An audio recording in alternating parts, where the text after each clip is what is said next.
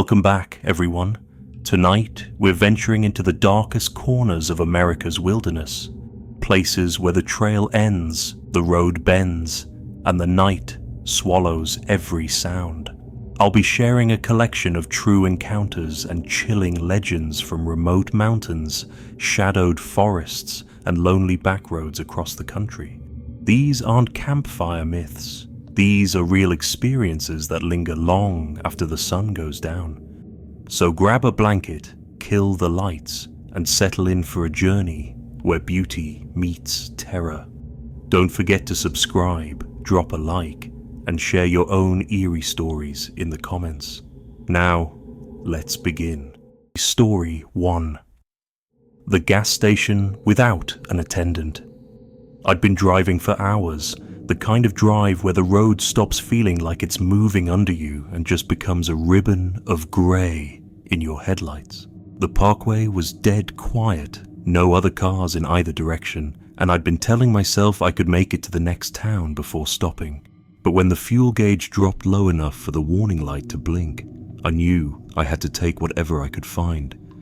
The next sign I saw was for a gas station, no name, just the word fuel in faded letters with an arrow pointing off the main road. The turnoff was narrow, asphalt cracked and swallowed in places by weeds. It led me down into a small hollow where the station sat like it had been forgotten decades ago. 2 pumps stood under a sagging canopy, the paint flaking in strips.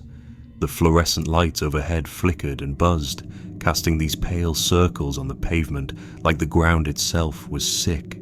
There were no other cars, no sound but the buzz of the lights and the faint rattle of some loose metal siding in the wind. I pulled up to the nearest pump and cut the engine. The air felt heavier here, the kind of stillness that makes you aware of every breath. I got out, swiped my card, and waited for the screen to wake up. It blinked, sputtered through a few numbers, then went black. I frowned and tried again. Same thing, this dull flicker, then nothing. That's when I heard it. Footsteps, crunching on gravel, slow, deliberate. They were coming from behind the building, moving with a rhythm that didn't sound hurried but certain, like they knew exactly where they were going. I turned and called out, my voice sounding too loud in the stillness. The footsteps stopped. Nothing answered. The wind had even gone still. I stood there for a moment, trying to convince myself it was just some worker doing a late-night sweep. But then came the tapping. Light at first, like fingertips against glass, from the direction of the convenience store's front windows. I walked over slowly. The door was locked, the glass so dusty it muted the glow from inside. The shelves beyond looked abandoned, half empty, scattered with boxes. But someone was in there. I saw movement in the back, a tall shape that passed between aisles, too thin, too tall to look right. It stopped near the window, just out of the glow, and the head tilted, sharply, like a bird hearing something in the dirt. My mouth had gone dry. I stepped back, glancing at my car, the only vehicle in sight. That's when I noticed the footprints. They were fresh, dark against the cracked pavement, as if water had been dripping from the person who made them. They led from the side of the building toward me, the prints deep and distinct in the glow of the flickering canopy lights. My gut told me I needed to leave. I backed toward my car, one hand on, my keys, the other gripping the door handle before I even got there. That's when the pumps clicked on by themselves. The handles lifted slightly, hoses swaying as if an unseen hand had just let go. I jumped into my car, slammed the door, and locked it. My headlights caught the wet footprints again, only now there were more circling around my car, fresh enough that I could see droplets falling in some of them. The shape in the store hadn't moved, but I felt it watching me. My hand shook as I jammed the key into the ignition. The engine roared louder than it should have in the stillness, but even over it, I swear, I heard the faint, steady tapping again, this time not on glass, but on metal. I didn't look to see where it was coming from. I tore out of there, tires spitting gravel, and didn't glance in the mirror until I'd put at least a mile between me and that hollow. When I finally did, my stomach dropped. The canopy lights were gone. No glow, no sign the station had ever been there. Just darkness swallowing the bend in the road. And on my windshield, faint in the reflection of the dash, I thought I saw the shape of a handprint, long-fingered, wet, and dripping toward the hood. Story 2. Mile marker 102 at dusk. I'd been on the parkway since mid-morning, and by the time the mountains around me started swallowing the light, I'd lost track of how far I'd driven. The air felt different, cooler than it should have been for late summer, with that dampness that creeps into your clothes even when it isn't raining. I remember glancing at the dash and thinking I'd make it to the next overlook before stopping. That was just before I passed mile marker 102. The road there was straight for a good stretch, bordered by dark pines that seemed to lean inward. That's when I saw her, a lone figure on the shoulder, her back to me, standing too close to the white line. She was barefoot, her long dress brushing the tops of her ankles, and her hair hung in thick, damp ropes like it hadn't been dry in days. Something about the stillness of her made my hands tighten on the wheel. I slowed, figuring maybe she'd broken down or gotten lost. She didn't turn when I pulled up, just stepped into the road like she hadn't heard me. Her movements were stiff, like each step was being pulled out of her, but she kept walking directly toward my lane. I stopped a few yards away, the engine idling. I leaned toward the passenger window to call out, and in the time it took me to blink, she was there, standing inches from the glass. Her face was pale enough to make her eyes seem like shadows. Her lips moved, whispering something I couldn't make out over the hum of my engine, but the rhythm of her mouth was deliberate, almost like she was repeating the same short phrase. I reached for the window controls without thinking, but before I could, the door locks clicked. All of them, one by one, like fingers moving along the inside of the car. That sound jolted me in a way I can't explain. I slammed my foot on the gas, not looking to see if she'd moved. The car lurched forward hard enough to make my seatbelt bite into my shoulder. My eyes stayed on the yellow lines ahead, but every reflective road sign I passed, every single one, caught something in its shine. A pale shape in the shadows at the edge of the road just behind my car. At first, I thought it was my mind replaying her image, like when you stare at a light and still see it when you close your eyes. But it kept happening. A glance in the mirror showed nothing behind me, yet the next curve would flash her shape in the metal of a guardrail or the glass of a mile marker. Always the same posture, always just out of reach. I tried the radio, thinking noise would help, but every station was nothing but static. I left it on anyway, the hiss filling the space in a way that felt safer than silence. Still, the air in the car felt heavier, like I'd rolled up the windows against something thick and pressing in. My hands had gone cold on the wheel. It wasn't until I hit a stretch of road with no signs, no reflective surfaces at all, that I started to breathe easier. I told myself it had been a trick of the light. The moment I thought that, I saw her again, this time in the passenger side mirror, closer than she'd ever been, not moving, just there. The whispering started again, but now I could hear the faint edges of it. A single word, repeated in a voice that didn't sound like it belonged in the open air. I didn't stop. I didn't even slow down when I passed the next overlook. The parkway felt endless, every turn a repeat of the last. By the time I finally reached a small gas station in the valley, the sky was black and my legs shook when I stepped out of the car. I walked inside, just wanting to be around people, and the man behind the counter glanced up at me. His eyes shifted toward the glass doors, then back to me. "Where'd you come from?" he asked. I told him the parkway, southbound. He stared for a moment, then said quietly, "Mile marker 102's been shut down for years. Landslide took the shoulder. Nobody walks there. I didn't have the energy to argue, but later, when I went back to my car, I noticed the passenger door lock was still popped up, and in the thin layer of dust on the outside of the window, there was the faint outline of lips. Story 3. The van that matched mine. Late fall on the Blue Ridge has a way of making everything feel older than it is. The trees along the parkway were stripped bare, their branches like black veins against a flat grey sky. The air had that sharpness that creeps through your clothes, the kind that makes the inside of your nose sting. My old green van rattled along the empty road, heater fighting to keep up, and I remember thinking I hadn't seen another car in at least an hour. Out there, with no sound but the hum of the tires and the occasional gust of wind, you start to feel like you've slipped out of the world a little.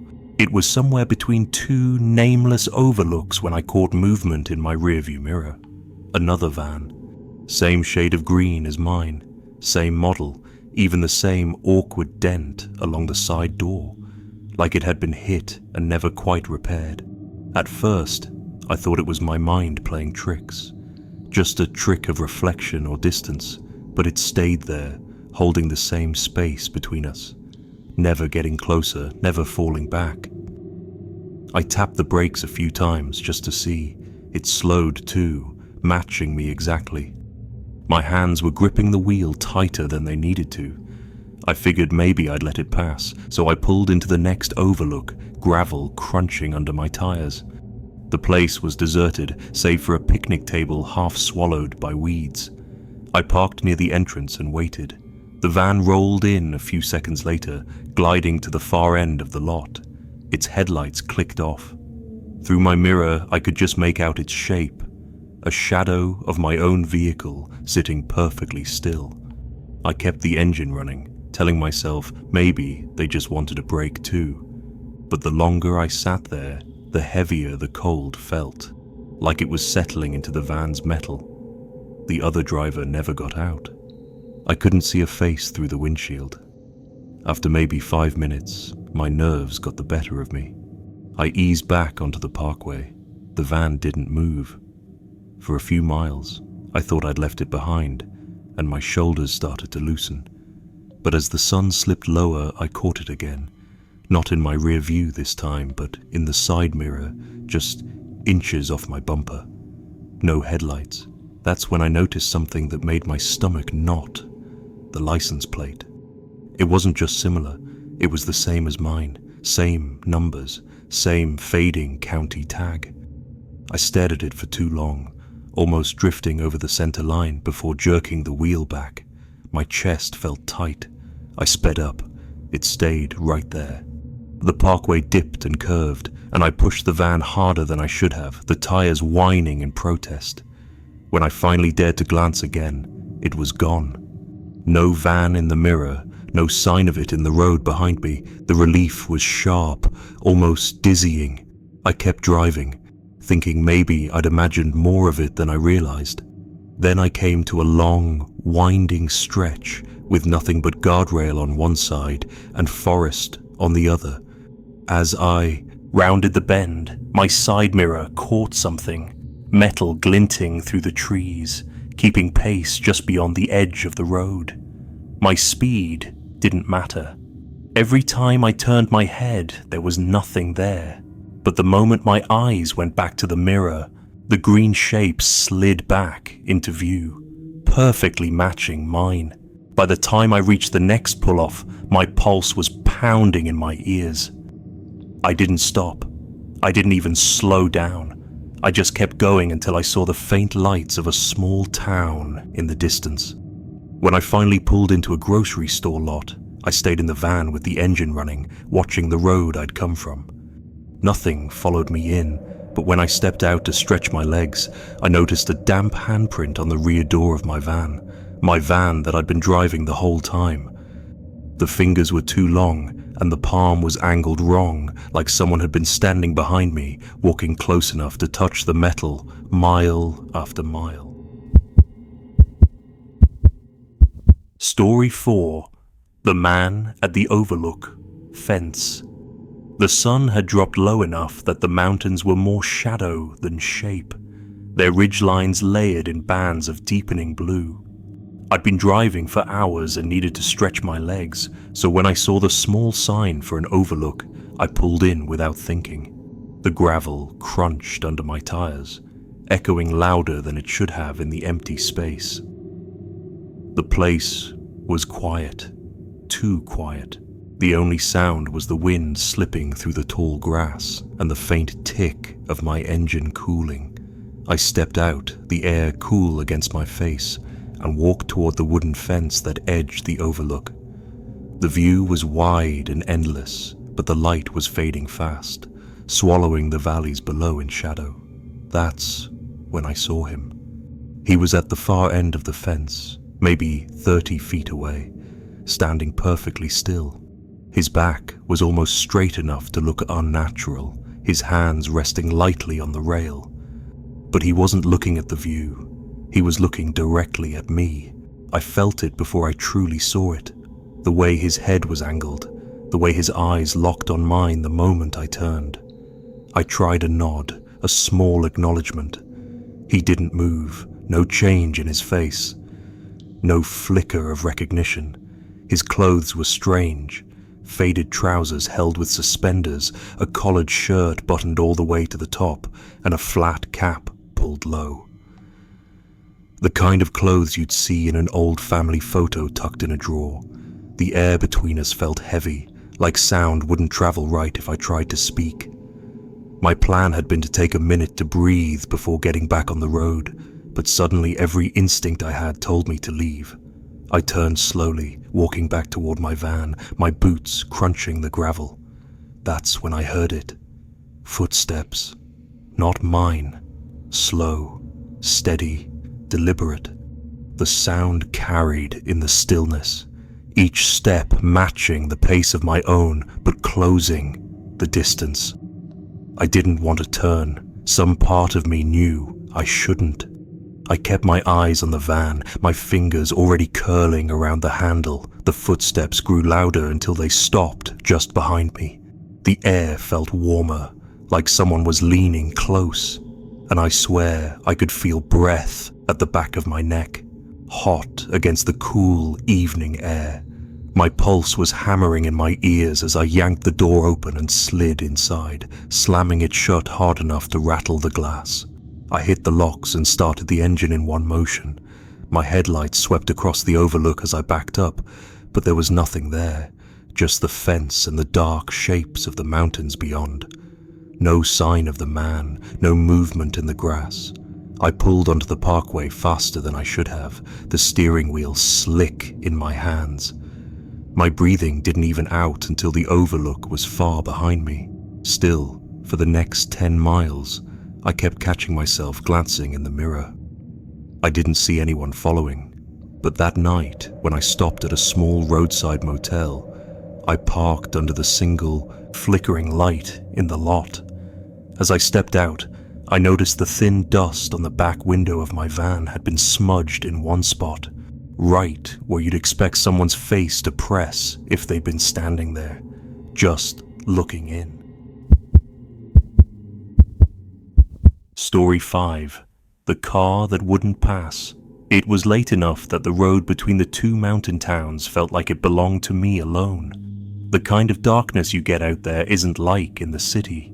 It's thick, like the night has weight to it, pressing in against the glass. The parkway was narrow, curving in long, slow arcs, with only the occasional faded reflector catching my headlights. I was already thinking about how empty my gas tank was getting when a pair of headlights appeared in my rearview mirror. At first, I didn't think much of it. It's not unusual to see another car eventually, even that late. But they kept their distance, always there, never gaining, never fading away. 10 minutes passed, then 20. Whenever the road straightened enough for them to pass, they didn't. They just hung back, matching my speed exactly. I figured maybe I was being too cautious on the curves, so I pulled over at a gravel pull-off, rolled down my window and waved them by. The car slowed and pulled in behind me. not next to me, behind me. Its headlights stayed on, bright enough that I could just make out the vague outline of the car's hood, but not the driver. I waited, so did they. The cold started seeping in, so I put my car back in gear and eased onto the road again. They followed, keeping the same measured distance. The mountain curves seemed longer now, more winding. My eyes kept flicking to the mirror, but I never caught a glimpse of a face, just the blinding beams. Then, somewhere past a bend that cut through a patch of bare poplars, the headlights were gone. Not dimmed, not turned off. Gone. There were no driveways, no side roads, just solid trees and rock. I sat up straighter, scanning both sides of the road, but there was nowhere they could have gone. I tried to tell myself they'd turned around without me noticing, that I just missed it. A few minutes later, my headlights lit up a car ahead of me. Same shape, same color. It was moving slowly, way too slow for that stretch. My chest tightened when I realized it was them. The same car. I knew by the dents in the rear bumper, by the way one of the taillights was dimmer than the other. They didn't speed up.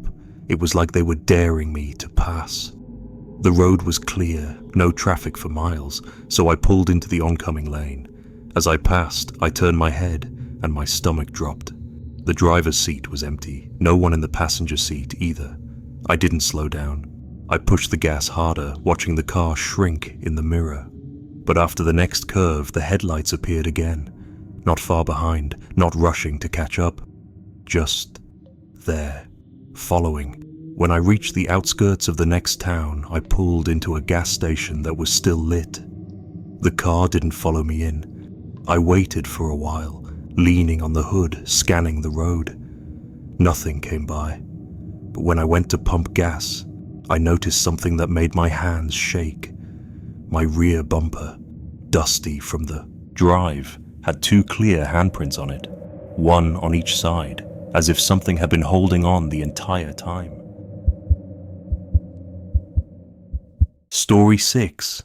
Static on the Parkway. The Parkway at night can make you feel like you've fallen off the map. No headlights coming the other way, no glow from houses through the trees. Just your own reflection faint in the windshield and the steady hum of the tires. I'd been driving for hours with the radio as my only company, flipping between country stations and static. Most of the signals were weak, fading in and out like they were being pulled through water. Still, it was better than the silence. Somewhere past mile marker 80, the road dipped into a long stretch of forest so dense it blotted out the stars. That's when I saw the mouth of a tunnel ahead, the kind carved straight through the mountain. My radio was tuned to some old country ballad when, halfway into the tunnel, it cut out entirely. No static, just pure, heavy silence. I was about to switch the station when I heard it. My name. Not sung, not broadcast, whispered, low, like it was being said from the other side of the speaker. I froze, my hand hovering over the dial. Then the voice spoke again, still in that almost too close whisper, and it told me exactly what I was wearing. Word for word, the flannel shirt, the faded jeans, the scuffed brown boots. The hair on my arms stood on end. I gripped the wheel tighter, telling myself it had to be some strange broadcast, maybe a prank. But then it described my car, the make, the color, even the dent on the passenger side door. I felt my throat go dry when it told me what I'd eaten earlier that night. Grilled cheese and tomato soup at a diner 2 towns back. I hadn't told anyone. The parking lot had been empty when I left. I reached forward and switched the radio off. The soft click should have been the end of it. But the voice didn't stop. It kept talking, its tone slow, deliberate. Only now, it wasn't coming from the dash. It was behind me. I didn't turn. Every instinct screamed at me not to. My eyes stayed fixed on the road ahead as the voice went on, the words low but clear. It told me the exact moment my hands had started to shake on the steering wheel. It told me to keep driving straight, not to take the next turn. And then, almost conversationally, it described the back of my neck, the way it looked, the way the skin shifted when I swallowed. My mouth went so dry, it hurt. I pushed the gas harder, the van groaning in protest as I came out of the tunnel and back into open darkness. The trees on either side blurred, my headlights catching their trunks in brief flashes. I didn't dare check the mirror. The voice grew quieter, almost as if it were leaning back, but it never stopped. It spoke about things I didn't understand, places I'd never been, names I didn't know. Then, in the same calm tone, it told me I was going to see something up ahead and that I shouldn't stop for it. A minute later, I saw it, a figure standing in the road just past the curve. At first, I thought it was a deer, but as I drew closer, I could see it was a person. Tall, thin, head slightly bowed. My hands tightened on the wheel. The voice behind me repeated itself, this time firmer. "Don't stop." I didn't. I swerved just enough to pass, my headlights glancing over a pale face and still hands. The figure didn't move, didn't look at me, but as I went by, I felt the van rock slightly, like something had brushed against it. The voice stopped after that. Just gone. I drove another 20 miles in silence before pulling into a gas station on the edge of a small town. My legs were unsteady when I stepped out, and I caught myself glancing into the back seat through the window. Empty, I went inside, just needing to be around someone, and bought a coffee I didn't even drink. When I came back out, there was something new on my rear bumper. A fresh handprint smeared in dust, the fingers long enough to reach almost halfway up the back door. Story 7. The rest stop with no exits. I'd been holding it for the better part of an hour, counting the mile markers and hoping for some sign of civilization. When the glow of a rest stop finally appeared around a bend, it felt like a blessing. The place was small, just a cracked asphalt lot with 2 squat brick buildings and a faded vending machine humming under a dim light. Only one other car was there, a dusty old station wagon with all 4 doors hanging open. Its seats were empty, though I could see the outlines of things piled inside.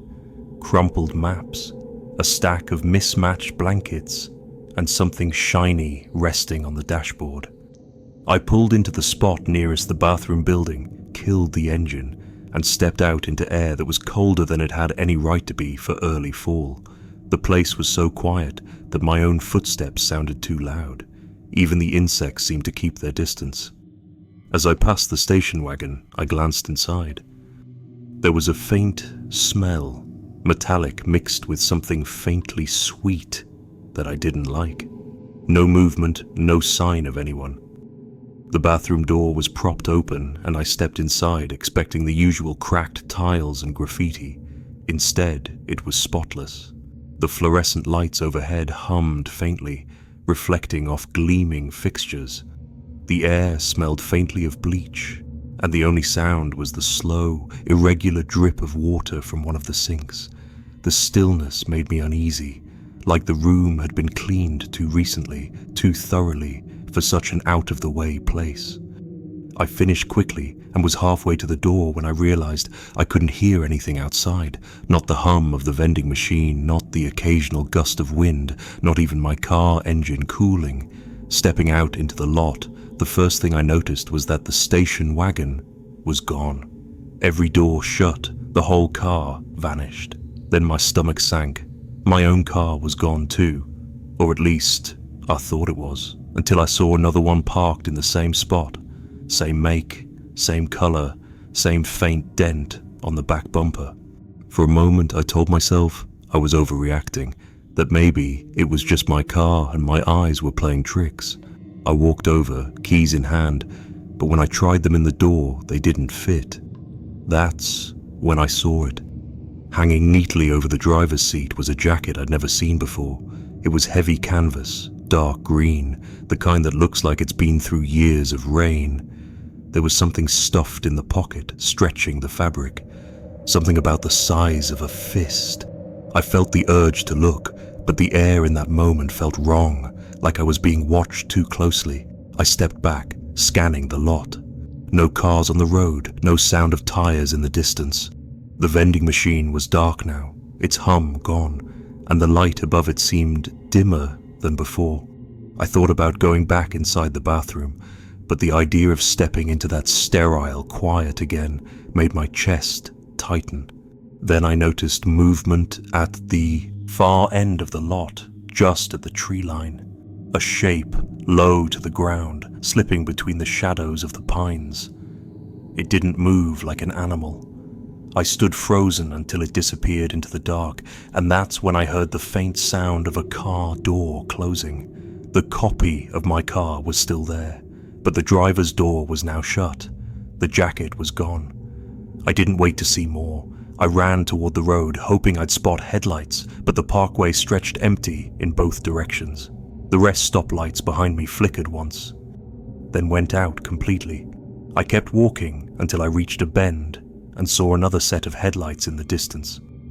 Relief flooded me until the shape of the vehicle came into focus. It was the same dusty station wagon, rolling slowly toward me with all four doors open, just like before.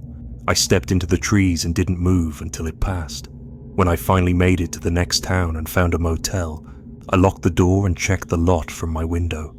Parked 2 spaces from my room was a car identical to mine. Same dent, same paint. I almost convinced myself it was mine until I saw the dark green jacket hanging inside. Story 8. Fog at Raven's Hollow Bridge. The fog that night didn't move the way fog should. It didn't drift or break apart. It just hung there, heavy and still, swallowing the parkway until the world felt no bigger than the faint beam of my headlights. The road ahead disappeared into it, and even my own engine sounded muted, like I was driving underwater. By the time I reached the sign for Raven's Hollow Bridge, my knuckles were white on the wheel. I'd crossed it before in daylight, just another narrow span over a shallow, rocky creek, but in that fog, the edges of it felt wrong. I slowed to a crawl as the bridge came into view. That's when I saw the figure, dead center on the span, leaning against the railing. The shoulders were slumped, the head bowed low under a hood. My first thought was that someone's car had broken down and they were waiting for help. I rolled to a stop a few yards away and leaned out the window to call out. The figure straightened, turning its head slowly toward me.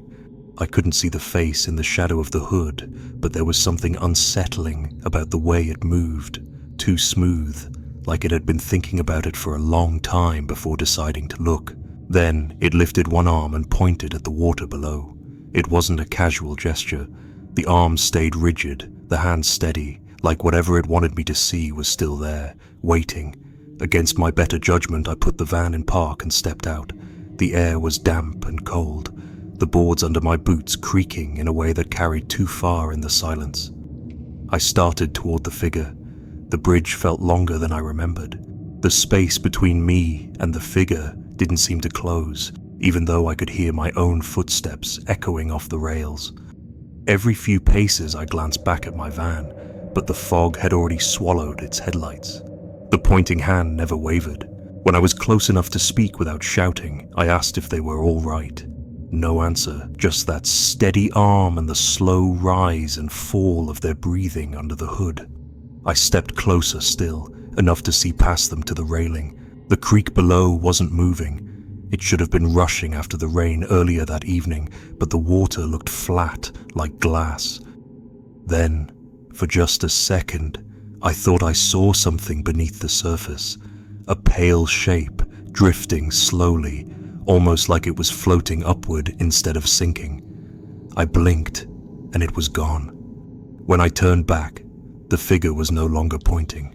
The arm had fallen to their side, and the hooded head was tilted slightly, like they were listening for something. The fog pressed in thicker, and the air felt heavy in my lungs. I took a step back toward my van. I didn't remember closing my eyes, but suddenly I was sitting in the driver's seat, hands resting on the steering wheel. The engine was off. My breath fogged the inside of the glass, and when I wiped it away with my sleeve, I saw the bridge in the rear view. Mirror, empty. No figure, no movement, just boards vanishing into the white. The keys were still in the ignition, but they were cold to the touch, like they'd been left sitting outside in the night air. I turned them, and the van started without protest.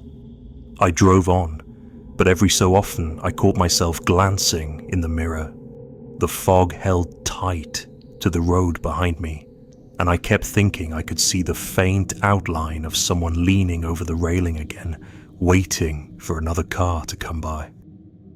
When I finally made it to the next town, I pulled into a gas station just to stand under the bright fluorescent lights for a while. It was only then, as I walked around to check the van, that I noticed something on the passenger side mirror. A single wet handprint, the fingers long and thin, smeared toward the door, like someone had been holding on as I crossed. Story 9. The Hitchhiker in the Rain. The rain that night didn't fall so much as lean on the car, a steady weight that pushed the world into a smear of water and glass. I'd been on that stretch of road longer than I meant to be, the kind of two-lane that threads the spine of the mountains with no shoulder worth naming and no houses close enough to throw a light. The wipers beat a tired rhythm and the heater blew damp air that smelled like old leaves caught in the vents. And I told myself I'd make the next town before stopping, until the headlights caught a man on the right side of the road, walking with his thumb out. He was already more shadow than person in the downpour, hunched into a raincoat that glistened the way heavy plastic does, the kind you wear for work more than for weather. I drove past him a car length before guilt and a twinge of something older clicked my blinker on. I eased over, let the engine idle, and reached across to pop the passenger lock. He opened the door without a word and slid in like he'd rehearsed it 1,000 times. Water came with him, puddling fast on the floor mat, and the smell of his coat was faintly chemical, like wood smoke mixed with something that had burned wrong a long time ago. He stared straight ahead, the brim of his hood angled down so I never saw more than the wet line of his jaw. I said where I was headed, said I could drop him in town, asked if he was all right. The things you say when a stranger is suddenly close enough to feel their cold in the air. He didn't answer, he didn't fidget. He just folded his hands, pale and still, and settled against the seat like the road belonged to him too. I told myself maybe he was embarrassed, maybe his voice was gone from the rain, maybe I'd be him one day and need someone to stop. The mountains rose and sank in the dark beyond the glass, the fen of kudzu and pine slick and mute, and the rain pressed harder until the lines on the road blurred and I had to lean forward to make sure the car was still where I put it. He breathed shallow, like someone trying not to take up space in a sick room, and every now and then the wet coat crackled at his elbow when we hit a dip. The heater struggled against the cold he'd carried in. I remembered the radio and twisted the knob until a station came in half right, a thin voice singing about a house with a blue door and no one inside to open it. I turned it down, then off. The only sound left was the two of us not speaking and the water knifing across the windshield like an unending string of beads. When my eyes got heavy and the curve of the road pulled my focus inward, I glanced over to check he hadn't fallen asleep. If he did, I thought I'd wake him gently when we hit town, ask his name then, tell him I grew up not far from these hills, that we're supposed to look out for our own. The passenger seat was empty. His raincoat sat slumped, still dripping, the hood falling into itself as if it missed. The weight of a head, the shock went through me like cold electricity. I reached out and touched the coat. It was heavy and slick and colder than the inside air by a good distance. I jerked my hand back, half ready to slam on the brakes, half ready to pretend I hadn't seen anything at all. I told myself he must have slipped into the back to lie down, that the coat had fallen where he'd been. Without turning around, I called out, said hey, asked if he was okay back there, voice higher than it had been a second before. The only reply was the rain. I checked the mirror and caught nothing but black glass and the ghost of my own face. I kept driving like the choice was keeping the car between the lines or letting something I didn't want to name crawl up into the front seat with the storm. A minute later, the smell in the car changed. Less smoke, more like soaked ashes, like a campfire someone had drowned and kicked apart with boots. It filled my mouth and climbed into my nose until I could almost taste the grit of it. I told myself stories then, the way you do when you're pinned between fear and the need to be reasonable. Maybe he'd asked to be let out and I hadn't heard him over the storm and he'd slipped away at a turn. Maybe I'd stopped without noticing and he'd gone back into the trees. Maybe the coat had always been there and I was overtired enough to misremember my own kindness. But the floor mat gleamed where his shoes had been. Water trailed from the door seam to the seat and down, small rivers finding the same path over and over, and in the fogged shape the coat's hood left against the window, I could make out the faint arc of a breath mark, long and slow, as if the glass had caught him when I hadn't been looking. The next town was still 10 miles out. I counted them down aloud, mile by mile, so I'd have something human to answer, and each mile the coat bled a little more water, like it had a reservoir nowhere near done. When the road flattened and the trees gave way to a stretch of dark pasture, the rain thinned to a hard mist. My shoulders dropped. I took the first lit exit I saw and pulled into a car wash bay to get out of the weather. The kind that's open all night and eats quarters and floods the ground with a light bright enough to make your nerves feel seen. I put the car in park but left the engine running and finally turned to look into the back. The seat was empty, but the fabric was darker in a single long strip, like something had lain there soaking through from its spine. There was ash scattered in a thin line across the floor, the kind you get when you knock a log the wrong way with a poker and don't sweep carefully. I told myself I could explain that too, maybe from the soles of my boots, some old stove back at the cabin, 1,000 small ways life lingers where it shouldn't. I stepped out under the light with the raincoat bunched in my hands to shake it free of water before I left it on a chair in the bay. When I did, something soft slid from the inside pocket and fell to the wet concrete with a sound too gentle for how heavy it looked.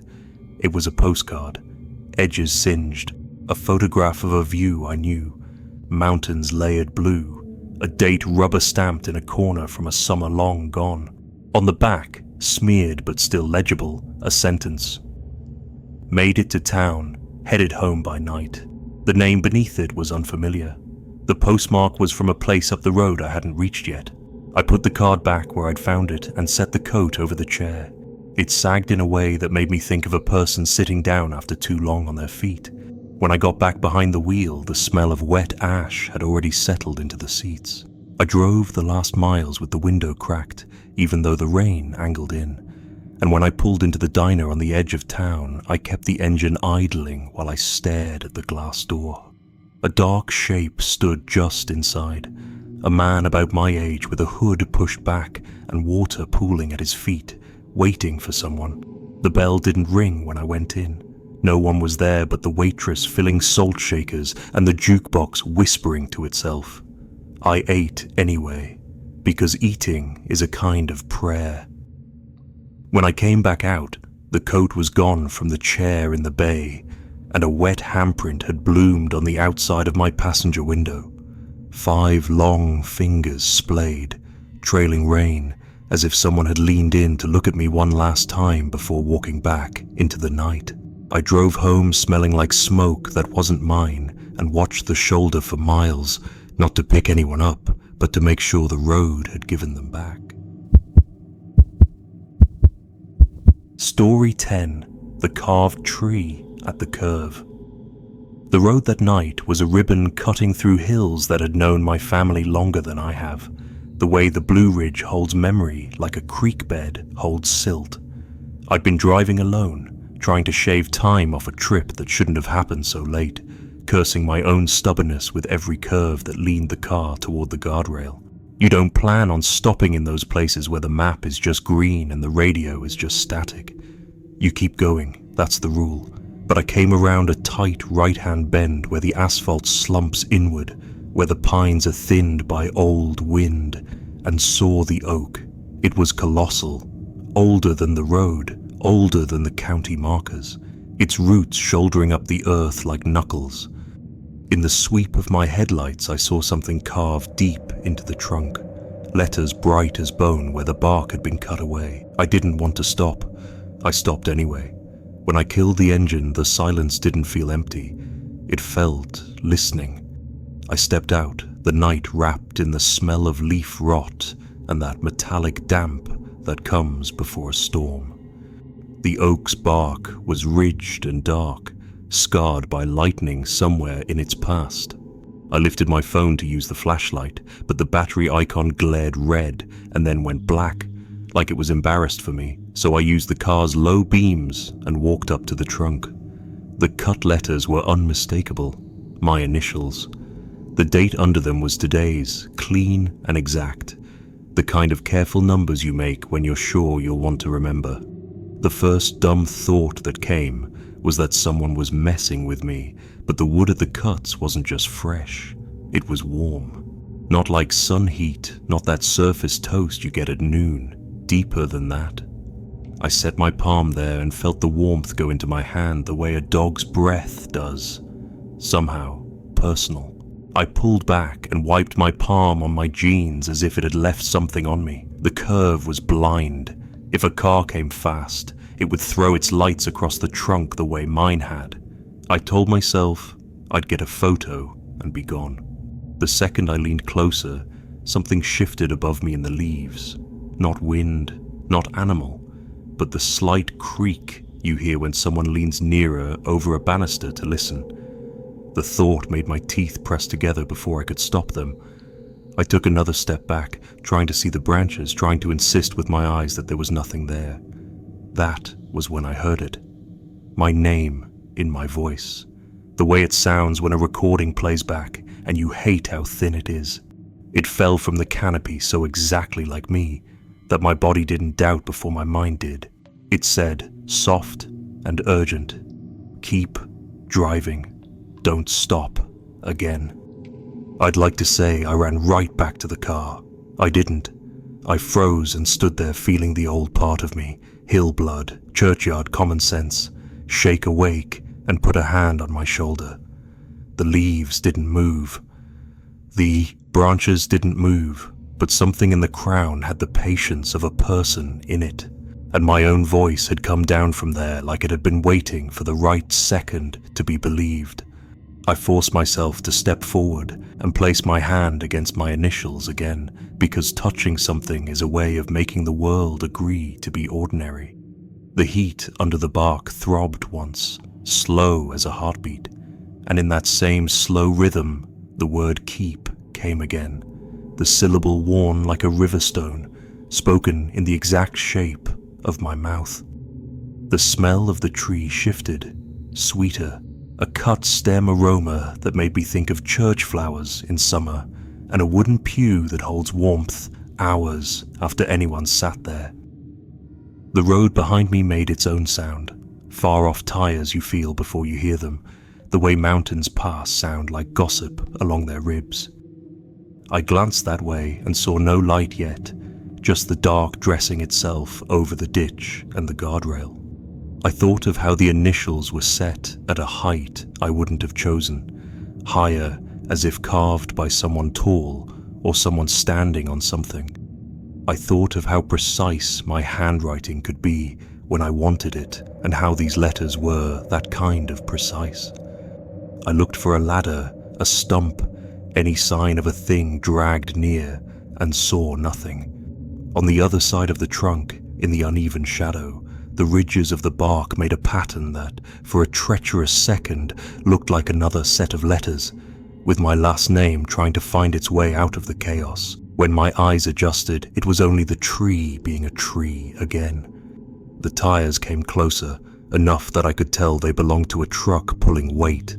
Pride or stupidity or both made me lift a hand instinctively to warn them. Slow here, it's a bad bend, watch the oak.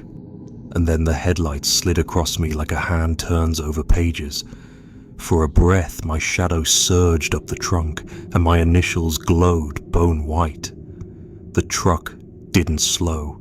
It roared through with the kind of purposeful speed that makes you imagine every phone call that's waiting at the end of it. The draft tugged at my jacket. The oak held steady.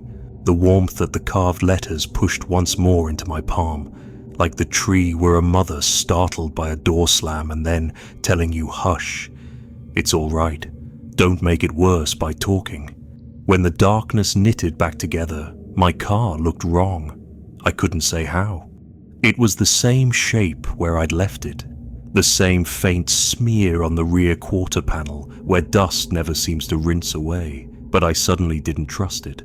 I told myself to get in, lock the doors, drive until a diner appeared and let fluorescent lights scrape the fear off me. I told myself to wait until morning to decide what a carved tree had to do with my memory. I took one step, then two, and then the branches above me whispered again. Not my name this time, not even words. A sound like a low prayer when everyone else has stopped speaking, the murmur you hear from the one person still not done. I looked up. For the first time the leaves trembled, not from wind. They twitched, as if something breathed through them and the tree had leaned to accommodate it. I don't remember deciding to run. I was in the car with the door shut and the key turning and the engine catching like it had missed me. The headlights grabbed the trunk one more time, and in that flat light, the cuts seemed deeper than before, the edges seeping that living dark that raw wood gets. I put the car in gear. From the branches came my voice again, closer now, irritated the way I sound when I repeat myself. Keep driving. It wasn't a warning anymore. It was instruction. I obeyed. The road unrolled. I wanted music and found only hiss. Every reflector that flashed back at me looked like a pair of small eyes set into a mile marker, and I imagined they were counting me, marking every time I chose not to stop after this. The sky held its rein like it was thinking about me. A deer stood on the verge at one point and never moved as I passed, its ribs laddering its side, its gaze fixed at the level of my window as if it had been instructed to watch for a face.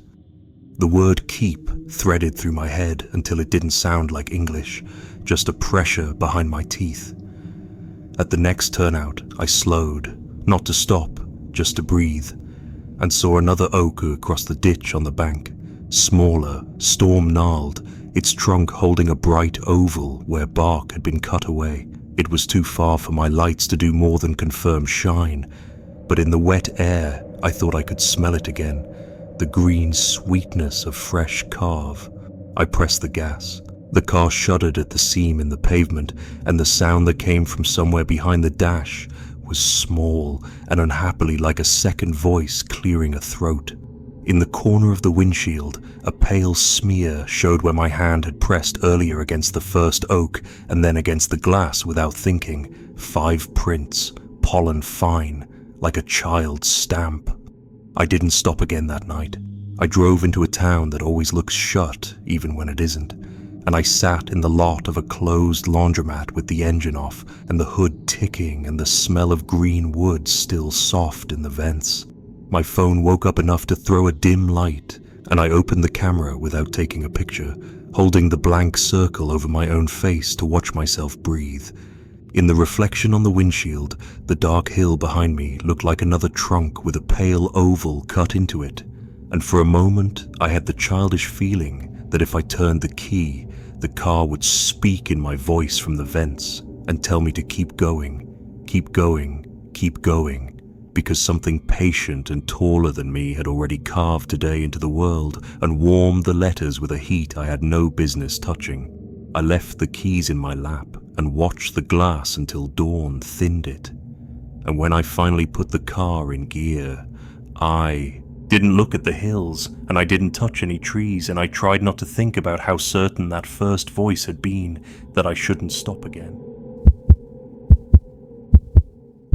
Story 11. The motel that wasn't there. I'd been blinking hard for the last 30 miles, the kind of blinking you do to keep the road from slipping like a ribbon under your eyelids. The parkway at night is 2 narrow bands of grey and 1,000 feet of dark on either side. Just the whine of your tires and the occasional reflector flashing back like an eye. I kept telling myself to make it to the next town, to the next 30 minutes, to the next song. But there's a point where the wheel feels warm under your palms, and the heater's breath gets too soft, and you know you're choosing between a bed and a ditch. When the red vacancy sign appeared through the trees, hanging crooked over a gravel lot like a jewel, I didn't question why it was there. I flicked my blinker and turned down the narrow drive, stones rattling up into the wheel wells. It was an old motor court, a 1-story row of doors with green trim, each with a diamond-shaped key tag hanging on a peg inside the office window, numbers written in a faded hand. The office looked like someone had set out to make it smell like clean pine and never stopped. There was a cut branch in a jar, a pine-scented plug in the outlet, a broom leaning against a counter polished to a dull shine. A bell tinkled when I pushed the door open. The clerk stepped out from a back room without a word. Early 60s, I guessed, with a thin face and a tie as old as the place. He looked at me like he was waiting for the line I was supposed to say. I said I needed a room for the night. He nodded once, slid an old register toward me, and set a pen on it that didn't work until I pressed hard enough to indent the paper below. He didn't ask for a card, didn't ask for a name, just palmed a key with a green tag, 12. The lot was so quiet I could hear the ice machine humming somewhere behind the rooms, that soft, steady churn. My door creaked the way old doors do when the wood's swollen from years of weather. Inside, the room was cleaner than I expected. 2 twin beds with quilts scrubbed to the color of old photographs, a small table with a Bible, and a map of the parkway folded to show the next 50 miles, a TV that looked like it would eat a coat hanger for an antenna. The air smelled of pine sol and dust that had been chased but never caught. Somebody had stood there earlier with a rag and care, I could tell. It felt like walking into a place that had been paused, and I was the pressure that made it resume. I set the key on the table and sat on the edge of the nearer bed. The mattress gave with a tired sigh. Through the wall, something ticked, a baseboard heater finding its rhythm. I peeled off my boots and lined them toe to heel, the way my father taught me in cabins with mice, and sat there listening to the dark. No cars passed. The sign outside made a soft neon buzz that barely lifted into the room. I told myself I'd shower in the morning and only planned to rest my eyes. The last thing I remember clearly was the map's fold like a river canyon under my hand, and the smell of pine, clean but sorrowful, like Christmas long after the tree has browned. Something woke me that wasn't sound. It was the absence of it. The heater had stopped. The hum of the ice machine was gone. The neon's buzz had pulled its needle from the thread. I opened my eyes into a darkness that felt closer than it should have. My back ached the way it does when you sleep in your clothes. I reached for the bedside lamp, and my hand brushed cold glass. Not a lamp, a window. My fingers froze against it the way they stick to metal in winter. The glass was beaded with moisture, the cold coming through in a way no motel window would allow in a kept room. I pushed myself upright too fast, and the seatbelt bit my shoulder. I was in my car. The steering wheel a black moon in front of me, the dash lights dead. My knees were pressed up against the glove box with the kind of familiarity I would have sworn I hadn't felt in hours. The doors were locked. Outside, the side of the road shouldered into a patch of gravel just big enough for a tired person to surrender to. There was no building, no row of green trim doors, no office with a cut branch in water. The woods pressed close where the motel had been, pines standing like thin men, and the only light was the pallid wash off the clouds. I sat, completely still, waiting for some memory to catch up. Me deciding the place looked wrong and pulling back onto the road. Me falling asleep before I found it. My hands were around something warm. It took a beat before I understood. The key. The tag was the exact green of the trim I remembered. Dull plastic scratched to milk on the edges. The number 12 was inked in the careful hand of someone who still believes in the weight of numbers. The key itself was solid, brass gone soft from years of thumbs. I turned it over in the weak light until the cut of it made me dizzy. My car clock blinked 2:17 at me when I turned the ignition, and it woke like it had only napped. The heater breathed back to life. The wipers dragged a dirty crescent across the glass and smeared my own breath into a ghost. There was grit under me, something like sand. I reached down and touched it without looking and brought up a line of pine needles stuck in a damp pancake of dust and a single flake of white paint. I told myself I dreamed the clerk, that my dumb brain had pasted a tired face onto the shape of sleep. But I could still feel the register's paper under my hand, the way the pen fought me, the clerk's quiet waiting. My stomach rolled like I'd come down too fast from a place that had been higher than I should have gone. I put the car in gear and pulled back onto the parkway, with the sense that I was sliding between the teeth of something that wasn't done chewing. The next 20 minutes were a tunnel. The road, the frost smoke in the trees, my own reflection in the side window refusing to be a stranger. Twice, I reached to put the key on the passenger seat, and twice, my hand didn't want to open. I passed a ranger station a mile or two along and thought about pulling in, about handing the key over and saying something broke between where it was and where it should be. The building was dark. The Coke machine outside mantled in plastic. A paper notice fluttered in a casing I didn't get close enough to read. I kept going. By the time the road dropped into the valley and the first town gathered itself, 2 gas stations facing off, a diner with a sign that tried to believe in breakfast, a motel whose paint had peeled without losing heart, the sky was rinsing pink. I pulled into the diner lot and sat a minute, engine ticking. I could see the motel sign from there, vacancy in a red that made my chest tighten, though it was a different shape than the one in the trees. There were cars in that lot. There were people moving behind the curtains.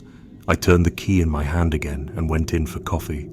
The waitress had the tired grace of someone whose kindness had learned to pace itself. When I told her I'd just come off the parkway, she nodded, like the road was a person we both knew.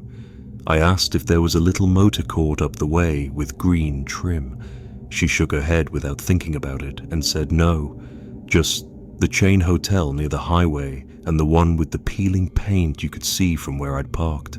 I told her maybe it was farther back toward the state line. She said she'd been here 20 years and nothing green had lasted that long. When I came back out, the key had fogged a little on the metal where my print had warmed it, like the tag had its own breath.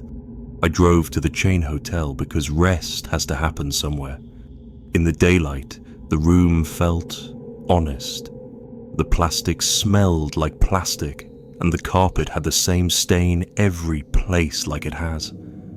I set the key on the nightstand and watched it a while. I don't know what I thought it would do. Roll, warm, whisper, but it just lay there, a small proof. On my way out of town later, fueled and embarrassed by my own need to make sense, I took a detour up a side road that the map in my memory told me would lead back to where the sign had been.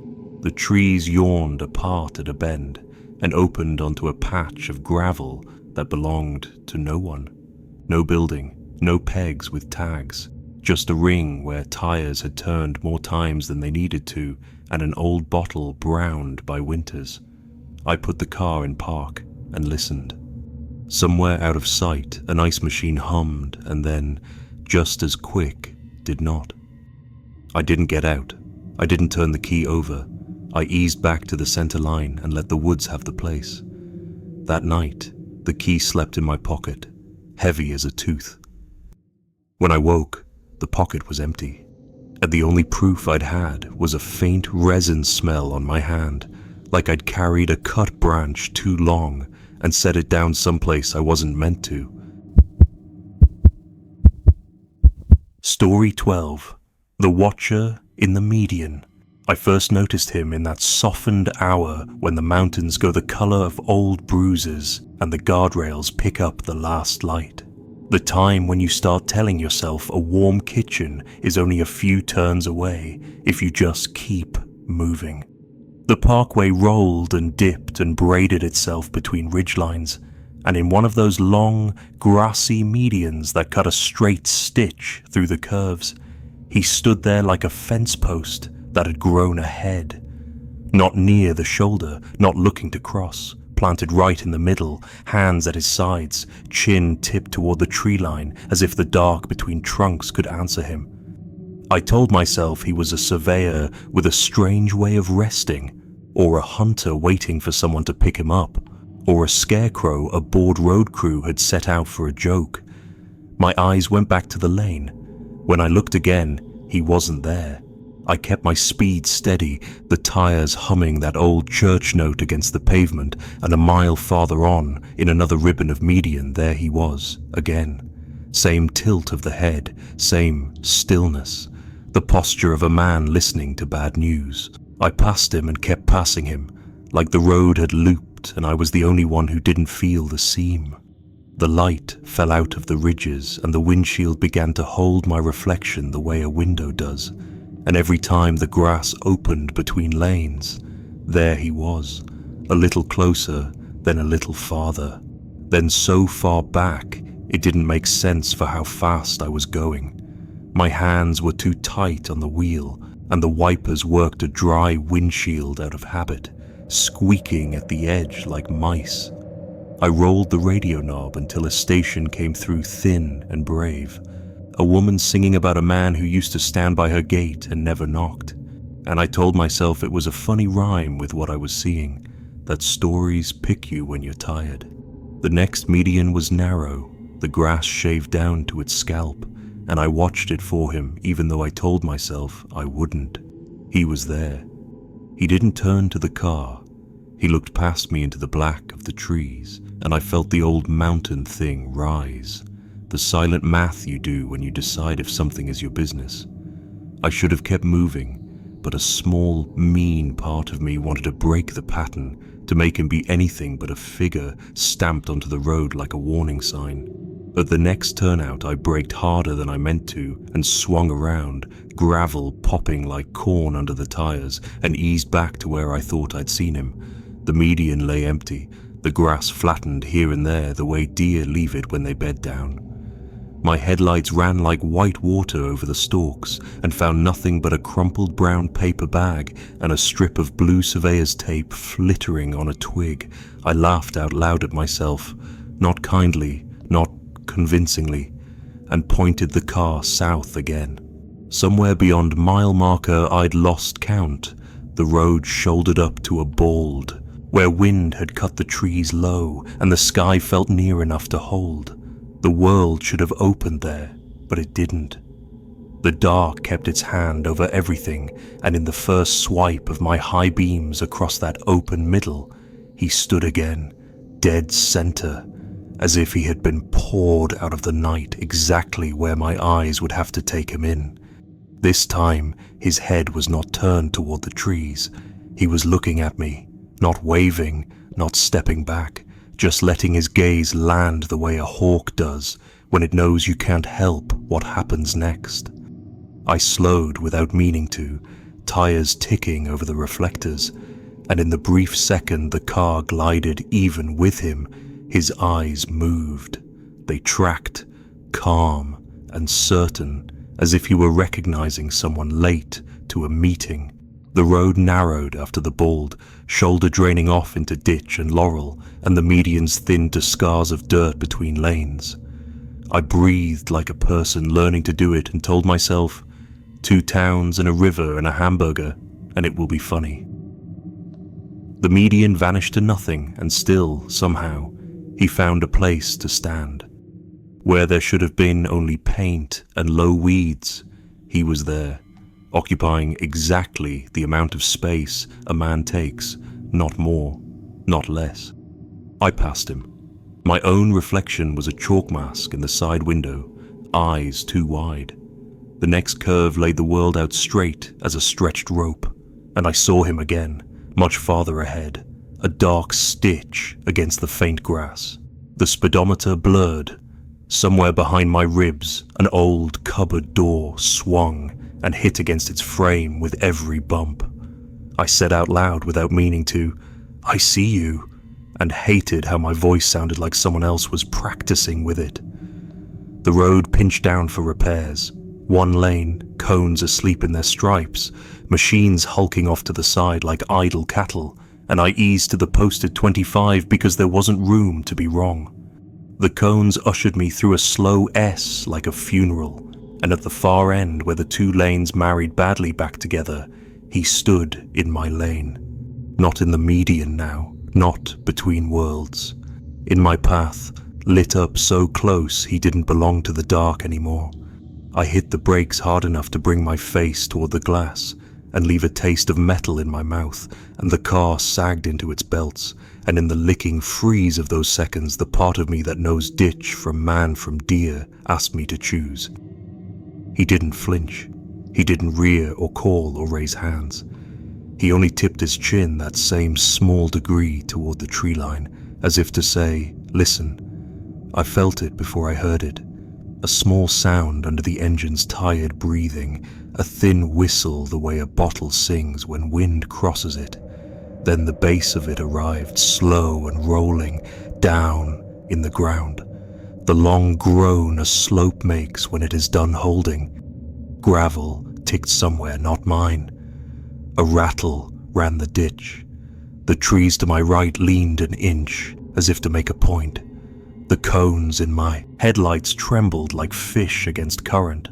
I saw the shift in the bank ahead, a dark slide, quiet and sure, earth letting go of where it had been, most of it resting but a sheet of slick clay sliding toward where my bumper would have been if I had not stopped. My hands had gone incapable. I could not have steered if my life asked. The slide eased into the lane like an animal lying down across a doorway. The sound of it stilled. I breathed once, too loud to be safe. When I lifted my eyes, the lane was a throat half blocked, and the man was gone. There was no place for him to have stepped. The cones did not tip. The machines kept their patient watch. High on the slope, a rock let go and tapped its way to rest as gently as a button dropped on a table. I sat and let the heater fog my breath into the glass and listened to the mountain finish talking. After a while, the smell of wet dirt reached me through the vents, clean and mineral and older than I am. I pulled forward 3 feet and backed the car into the sliver of shoulder the cones had left, clicked on my hazards, and waited with my hands flat on my thighs. I tried to put a face to the man and couldn't. I tried to fix the color of his jacket and found only the color of road at night. Headlights finally swam up from behind and eased to a stop.